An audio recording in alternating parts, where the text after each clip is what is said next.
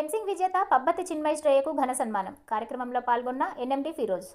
నంద్యాల ఆర్యవైశ్య ముద్దుబిడ్డ ప్రముఖ బిల్డర్ పబ్బతి వేణుగారి కుమార్తె పబ్బతి చిన్మయి శ్రేయ ఇటీవల ఉత్తరాఖండ్లో జరిగిన అండర్-17 ఫెన్సింగ్ పోటీలలో అద్భుత ప్రతిభ కనబరిచి అంతర్జాతీయ స్థాయిలో అర్హత సాధించారు.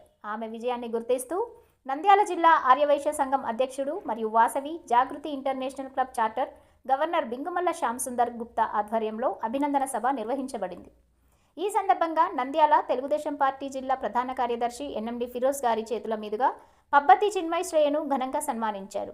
ఈ సందర్భంగా మాట్లాడుతూ ఉత్తరాఖండ్లో జరిగిన అంతర్జాతీయ ఫెన్సింగ్ పోటీలో రాయలసీమలోనే తొలిసారిగా ప్రతిభ చాటిన శ్రేయ మన నంద్యాల గర్వకారణం. ఇలాంటి విజయాలు మరెన్నో సాధించి నంద్యాల ప్రతిష్టతను, తల్లిదండ్రుల గౌరవాన్ని దేశవ్యాప్తంగా చాటాలని కోరుకుంటున్నాను అన్నారు.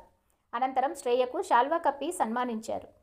ఈ కార్యక్రమంలో జిల్లా ఆర్యవైశ్య సంఘం గౌరవాధ్యక్షులు కండె శ్యాంసుందర్లాల్, భవనాశి మహేష్, మండల ఆర్యవైశ్య సంఘం అధ్యక్షుడు కూరాకు శ్రీనివాస దత్తాత్రేయ, కోశాధికారి తేజ, ప్రధాన కార్యదర్శి కాల్వ విజయశేఖర్, ఉపాధ్యక్షులు జనార్దన్, పోలా అనిల్, చంద్రశేఖర్, కార్యదర్శులు శివశంకర్, సుబ్బారావు, రవిప్రకాష్, వాసవి జాగృతి ఇంటర్నేషనల్ క్లబ్ ప్రతినిధులు మల్లిపెద్ది నాగరాజు, మోహన్, మనోజ్, మురళి, సత్యనారాయణ తదితరులు పాల్గొన్నారు.